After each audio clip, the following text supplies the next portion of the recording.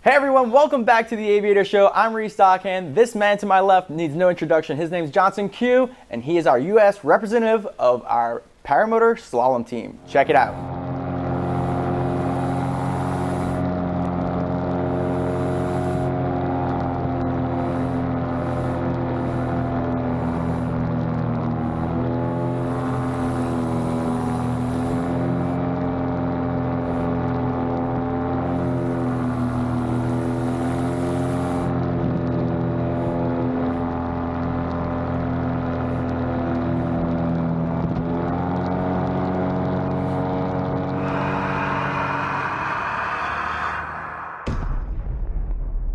Johnson, you've been here in Lake Wales Airport for a little bit. What are you doing down here? I am here right now, getting away from the miserable winter that is up north, but also really trying to dial in some new slalom gear and some slalom things I've been working on over the years.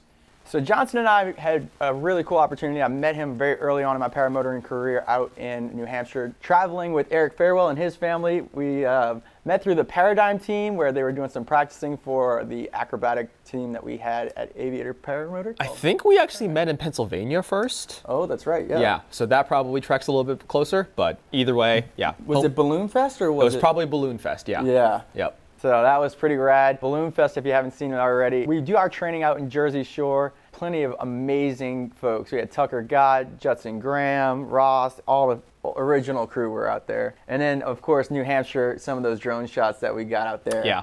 Spectacular. Right on the Connecticut River. I don't remember if it was the fall colors. I think it was just lush green farmland. Right. But that's just a great river valley, and especially if there's fog to fly around. Exactly. My first time flying under a cloud, like that, just thick fog. It was beautiful. I think I put like National Geographic Paramotoring was the title of that I remember video. that clip, yep. Yeah. I tagged Cabot Cheese. Well, yeah, I'd love to get into, it's been a while. That's been 2 years. More than that. Your career of paramotoring has taken you around the world. Iceland, I feel so lucky to say I'm jaded and bored of Iceland now. Wow. So thankfully I've been able to go there a number of times. Once in a lifetime opportunity, get to do it again and again. Iceland's classic. Iceland is beautiful. Also, recently we've been to Egypt. We've been to Jordan, flying around Petra. Went to Kupakar last year. Yeah. And I've been to Spain 2 or 3 times now for either paramotor slalom training or slalom competitions. So the skill, I want to kind of get into this, the competition world of paramotoring. We just started the Stoll event here. It's been a lot of fun with your buddies, just trying to have a set bit of rules that you can say you clearly won or lost. Mm-hmm. So how did you get into this world of slalom? Slalom for me, I feel like I got into paramotoring when slalom was popular, and that was the thing that most people aspire to, and that's where Wing Design went, that's where the Hot Shots were, that's kind of the world championships in paramotoring. They thought slalom. After a few years, as the market grew in the United States and the scene kind of changed, I think slalom kind of fell into the shadows a little bit. And slalom is a difficult thing to organize, so that's part of it. But most people, a couple years after I started teaching, they sort of looked to other things. Whereas for me, when I first got into paramotoring, what I thought was, if you keep on advancing your skills, you're aiming to be a really good slalom pilot. Right. And there's different ways your skills can go, but for me, slalom was always the thing that I wanted to aspire to, I wanted to grow to.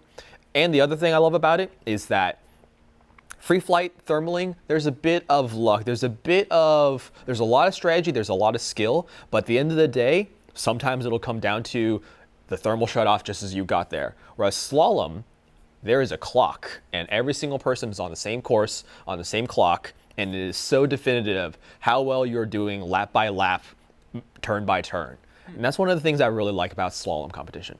So this is it, guys. You've learned how to fly paramotors here at Aviator. You've got 100 flights under your belt. Now you're flying with a GoPro. You flew to McDonald's. You already became famous with 1 million views of eating your hamburger in your paramotor. Your next step of a paramotor pilot, slalom. Let's hear what it takes to get into this sport of slalom. I'm going to preface that with it may or may not have to be slalom. I would say most of my paramotoring career, probably the most enjoyable parts of my paramotoring career, have been cross-country flying. Iceland is a great example. Right. Iceland is, you're going on 2-3 hour flights. Might be cold, might be a little bit bumpy, but you have an awesome volcano to fly to, an awesome glacier to fly to, a out of this world toxic green lime colored valley full of moss to fly through. That's still a great type of flight, and there is a bit of skill that you should have to responsibly take a flight like that. Slalom could be an aspiration. It could also be a path for you to get there. For me, that's always been one of the side effects of wanting to chase it, which is to be a really competitive pilot, you really have to push yourself as far as you can. I'd say the majority of us that get into paramotoring, that's not for us. They just want to be a lawn chair in the sky, a bit of an adventure motor. That trip to Iceland, I guess, is probably the pinnacle of, I would say, 80% of everyone that watches this channel. That cross country with those sceneries that you described is it's a dream come true. I can't believe that you got to do it so much that you're bored of it. That's insane. Going into the slalom side of things, if you have the skill set, you've done the cross countries, you got bored of the scenery in America, which is impossible. What would you say is your first steps to signing up, getting introduced to the organization, your logistics of traveling? Like, do you need any skills as far as a PPG-3 rating? What are the details? There actually is a lot of paperwork to get over there. Most of it's kind of boring, and I don't really want to talk about it. But for example, they're going to want third-party liability insurance. You're going to have to be registered through, as an American, the USPPA has a membership to FAI, so you need a NAA sporting license. You're going to need to qualify with all your gear, check in, all that stuff. There's a bunch of stuff that is really the kind of the boring PDF, and none of it actually that much reflects the skill. So you are allowed, depending on the competition, there are some closed competitions that you are only allowed to participate if you have permission from that country, that group to fly in. Okay. But there are open competitions that you can show up and you can fly Your as mojo. slowly around a pylon with a large mojo as you want. Wow. Yeah. All the competitions I've gone to, there are a small handful of pilots that they fly large wings, slow wings, weaker motors, and they may or may not have that many hours under their belt, and you are allowed to do that. Okay. The caveat is, the more people there are, the more you're waiting for your turn. Right. So, for example, last year with the weather windows giving us what they gave us, we only actually got 5 formal competition tasks in the whole event. And that means basically I was in the race course for, I think my worst lap time was about 40 seconds. My best lap time, the fastest course we had, my lap time was about 20 seconds. And I'm flying about 2/3 slower than the world champions. So that means I was flying in the course for about 2 minutes, 30 seconds. Dang. That I spent all the time and money to be there for 2 weeks, Yeah. getting my equipment over there to fly. I didn't even think about that. So the more entries they have from pilots, the less time that you're likely to fly. And as you know, as paramotor pilots, we only have a small window because of weather. And I'm guessing that's the same. Exactly the same. At 80% of all these competitions, it could be different if they were on a beach or something like that. You get all these laminar winds. We were on a massive lake, so the winds were laminar, but still 2-3 hours after the sunrise, it's starting to get a little bit tough. Right. Yep. So that's kind of the strategy, or that's one piece of advice is I really like going to small slalom competitions if I want to fly a lot more. Sure. The World Championship, you want to be there if you want to be in that scene. Okay. But it is going to be some of the least flying you do. So how many representatives of America would you say is in the slalom competitions?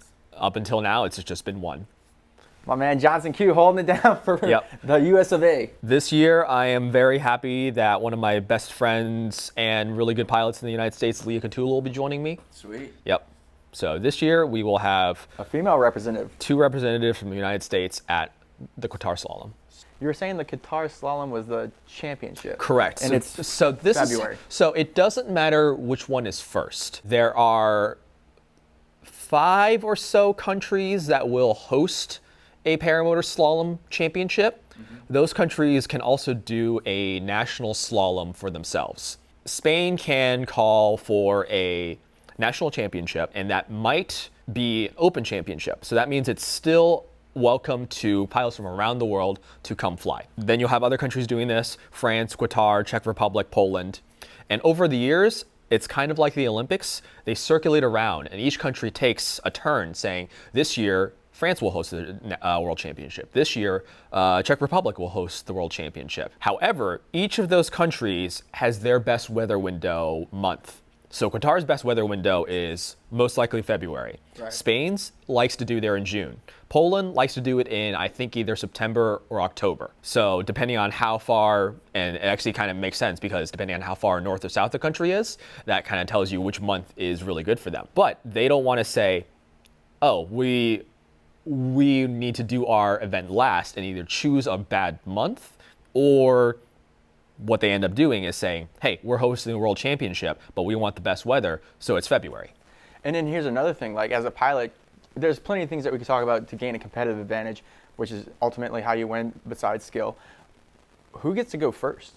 Like who gets that So it's pole position per se? It's very similar to a lot of motorsports. So generally, the organization schedule looks something like this. You're going to show up, you're going to have a day or two to prep, reassemble, get your motor back together and check it out, followed by 1 or 2 days of free training where all the facilities are set up. The safety boats are up, the pylons are up, the timing gate may or may not be recording and functional, but you are there allowed to run a bit of time and just get familiar with the area and your equipment.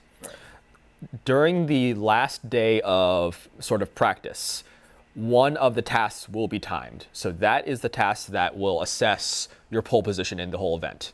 So from there, you're going to take everyone, and it's usually just one shot. So you get one shot at this task. Fastest person in that task is now going to be pole position, first pilot flying every day. Right. Sometimes. It's just caveats to that because Right. it doesn't really matter. And then all the pilots are just ranked in that order. Okay. So starting position doesn't really matter, and sometimes they may choose to go from bottom up. And that can actually make for a better watching experience because you start with the slower pilots and they get a first chop at the course. Yeah. And then it gets more and more exciting as you get to the faster and faster pilots. Right. Not to mention the weather generally gets a little bit worse in the mornings. So depending on if you're doing morning or evening sessions, you might have the stronger pilots fighting the stronger conditions. That makes sense. And it's also cool as a, like you said, a spectator thing. You're ramping up to the grand finale, so that makes tons of sense. Let's talk about equipment. I know you were saying that you run a Viterazzi Factory R on your primary motor. So I am right on the cusp right now. I have gone a couple times with Mosters and free rides. So the first event I went to, I was flying a Freeride 1 in 16 meter with a Moster with a 125 prop. So that was my first dabble into slalom. The next year, I moved to a Freeride 2 in 14. Currently, the World Championship I flew a Factory R with a 135 centimeter prop. So a little bit faster, a little bit more power. Most paramotor talk, we say the wing is 90% of the equation. I was going to ask that next. We say the wing is 90% of the equation, the motor is just your harness. In slalom, the wing defines how fast you are in the straights. Okay. Right. And then all around handling. And the more efficient the wing is, the crisper the handling is, the more it locks into a corner, the faster it's going to swing you around a corner. Right. However, in a corner, you can also add as much horsepower as you want, and that makes you corner, go around even tighter and faster. So in slalom, everyone now is chasing both parts of that equation. They want the fastest wing that they can comfortably handle that will go fast both in a straight line and around the corners with a tight corner, because some wings can go fast, but they might not hold that corner very well. And then you're also asking how much horsepower have they been able to physically engineer into a couple hundred cc's on your back. Do we see a lot of people taking motors that we normally see in the industry, Mosters, and actually like tweaking them internally? We don't see very many Mosters at all in these competitions. Right. I okay. would say, I think last year there were 3 Mosters on the field. And that's including Factory R's. They were all Factory R's. Oh, well, that, I mean, I'm sorry. All right.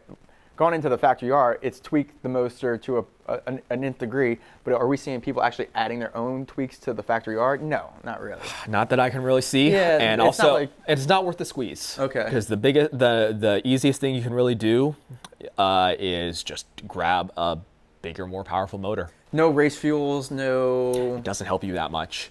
Do we have minimums on fuel? You have minimums on fuel. I need to read the rules again, but I believe it is either you have to fly with at least half a tank or full tank. Because I thought I saw someone with a reservoir up here. That's a different type of competition. That's a classic competition style tank. Oh, okay. So not my difference. world, but there's a whole different category of competitions out there called classic competition. Right. One of the tasks for classic competition is the 1 liter economy task. So for that's where you start ending up with some way to get the fuel, more completely usable. Because if you have a tank that's weirdly spaced and you lean to one side, you might not use half a liter of that tank. Right. And you can't really see it. Wow. So what that competition tank is, it's a 1 liter bottle with 100 milliliter increments. They can probably look over one of your shoulders, if not use a mirror, and see yourself counting down 100 milliliters at a time. That's cool. And that's a task where you are basically flying racetrack loops and you're trying to get as many laps as possible. And there's some scoring finesse on, if you misjudged and you ran out of fuel just as far away on the racetrack as you possibly could and you land out, you get a lot bigger point penalty there than if you say, I don't have enough fuel, I judged it, I'm landing right now, and I only could have made it half a track. So there's a scoring system there to help you out. Totally different competition, but still really neat that there are multiple competitions in the paramotoring world. Plenty of things to learn about. And if you wanted to learn about maybe the slalom stuff, where do we even start? Do we start online? Is there a site or a Facebook group? Do we call Johnson Q? That's the most I've learned, honestly, is by talking to experienced pilots and going to these events. But that's a really big barrier to entry. And I will say that first year I went, I spent a good number of hours just reading the rules PDF up and down, back to back, thinking about how to possibly think about what strategies I wanted to leave a decent score for myself. Okay. But before that, really, I think there was an article in XC Mag years ago that said how to start slalom flying, which is you can start working the fundamentals off the course. Yeah, there's a group of trees out here that we call the Eagle's Nest that I love to rip around. I mean, I feel like that's a little bit of a practice. I was doing turns around a tree. I mean. Yeah, so slalom racing, I'm going to completely oversimplify it. There's two things you need to do. There's going in a straight line at a target, and then there is needing to carve around a target as closely with as much precision as possible. Sure. So I play with the trees out here all the time. We do not have a safe course here. We don't have water. We don't have a safety boat. We don't have pylons. When I'm out here, I am not going full bar around a corner and dumping it. Yeah. Hoping the dumping's fine. I'm not out here ripping full speed and hoping that nothing goes wrong, because the reason that these courses are over water is that if anything goes wrong, you're not at a high enough altitude that reserve can do anything. You're crashing really hard. Water is your biggest safety net. What we can do is we can kind of go out and have a good time, but I start looking at every single target on the field and thinking about, okay, pretending that this is a pylon, I want to say that's my pylon and my exit is there. So my goal is to fly at it and carve, roll over, and get exactly where I want to be in that corner, exit exactly where I want to be out of that corner. And that may or may not be something that most pilots are familiar with. Well, first and foremost, you reintroduced a new question to mind that I hadn't even thought about bringing it up. I have a couple hundred hours on a paramotor. I haven't even used bar because I enjoy it as an adventure motor. I barely scratched the surface of doing wingovers. Just recently, my wife was like, if Reese wanted to take an SIV course, I would say, I understand, which is crazy to me because I don't, with the young kids, I'm just not taking that risk just yet.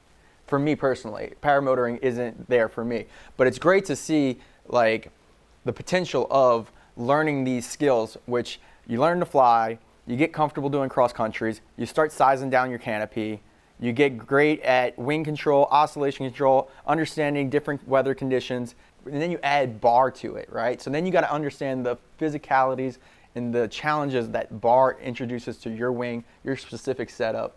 And the muscle memory for the one golden rule of using speed bar and reflex wings, which is No brakes. when you are at high speed, you are absolutely not allowed to touch inner brake. And we see what happens when you do that. Like you said, when you see something like this happen down low, just like we saw there, nothing you can do with a reserve. So you're gone into the water. Only safety rules they have is flotation is required. Helmets probably too. Helmets, I think it's required. They've never talked about it. It's probably an unwritten rule. Everyone flies with the helmet. You should Right. fly with the helmet. Also, where you're going to put your registration number if it's not on your helmet. Okay. Plus, it's a place for all your stickers. So Representing. exactly. But they distinctly say, yeah, there is no requirement on you running a reserve. This is the arena where that won't help you anymore. True. However, flotation is 100% required. All right, so you have personal experience of going in the water. You want to talk us through anything that you recommend when that happens? Which one do you want to talk about? First one that you had a lucky encounter with a boater. Yep. So the first one actually was sort of some luck and some lack of luck. That was a collapse that happened on speed bar. And unfortunately, I don't think I would say it was my fault. I'm fairly confident that I wasn't actually hands on the brakes. I was taking a return flight to the airport, trying to get back to the field so I can work with some students. It was late-ish in the day, but it was a little bit of weather was still there, and there might have been some cold air over a lake.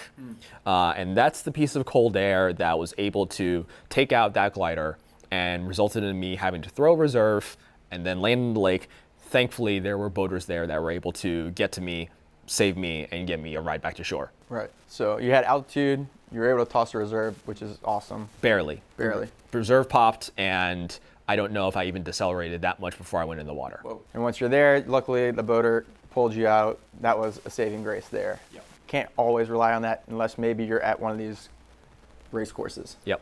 Second one was SIV. Right. So that was some SIV maneuvers that had been going really well that day. And then the one time I tried to check out a full stall, but with a few adjustments on my motor that were just not making it easy. It resulted in a really big wing surge and having that not be able to come back, not inflating at all. So that was a couple thousand feet most likely. Got a reserve out, splashed down in the water, waited a few minutes for the boat to get to me, but got back on shore after that. Yeah. Both times with inflation or just that SIV course? Or any SIV course had inflation. The first one had inflation, but it was leaking. it had a hole in it. Wow. So just preventative maintenance. It's if you can get to it, right, it's just the luck of the draw. I mean, if it's old, you don't know. My exhaust on my Atom just went out at 60 hours, so like things happen. And then the third one was on competition? Third one was actually during training. Training. Yep. So the third one, I actually blame Lufthansa because they were delayed with my luggage for a day. So that was unfortunate. And unfortunately, in my luggage was my wing tuned to exactly how I wanted it. Some people were gracious enough to let me borrow their wing, but me not being familiar with how that wing was tuned, I was at full speed on my motor and just did a hand motion I didn't even think about. That resulted in inner brake. Wing flapped once, recovered perfectly within less than a second, but at that point, you started 5 feet over the water, now you're pointed directly at the water from 2 feet above, going in hard. Dang. Yep. Well, plenty of things to take away from there. We just did a STOL competition. Brendan was flying a school wing, same meter as mine. I was thinking about taking it up for the competition, but I knew that in the back of my mind, those brakes probably weren't adjusted to the same as mine.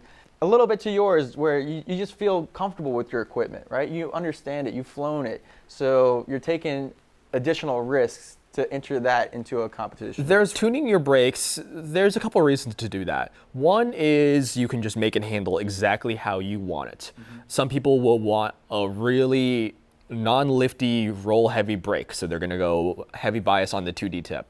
Other people are going to want to actually have a lot of brake to throw around and don't care nearly as much about roll. So you're going to bias your inner brake a lot more. Slalom, the rule is you do not touch inner brake on bar. So that means you're going to want some sort of safety margin, likely meaning either lengthening your inner and or shortening your tips. Right. So that will give you a harder time to flare in the corners, but easier time to just grab a little tip for adjustments. What's the biggest mistake you see out there in competition? 80% of those deflations are weather related or pilot induced? I can't tell. Yeah. I would say it's so high level right now. It could be an interaction between where the pilot's hands are and when they get on bar, or could be turbulence, or could be the reaction of how they handle turbulence. So it's hard to say which ones are which when you're watching from the sidelines. And it all happens so fast. Right. Those collapses are insanely quick, and then you don't have a lot to debrief unless you have really decent video of it. Yeah. So we'll end it real quick with your goals and aspirations of going to Qatar, and thanks for having that time to spend with us here. Yeah. I guess so Qatar, because it is the first event of the year, it's February, I'm coming from a cold environment and not that much time to train.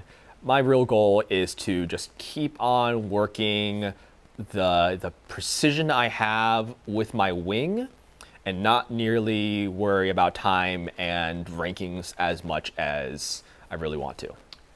Well, good luck out there. Stay safe. Johnson, thank you so much for being here. Class Q Airspace, we'll put the link right there on the bottom. If you want to follow his journey, he's got some amazing content that he's, like I said, traveled across the world, competing or just having fun doing cross countries in his paramotor. Awesome time, man. Thank you again for watching. I'm Reese Stockhand. This is the Aviator Show. Like, comment, subscribe, all that good stuff down in the bottom, and we'll see you on the next one.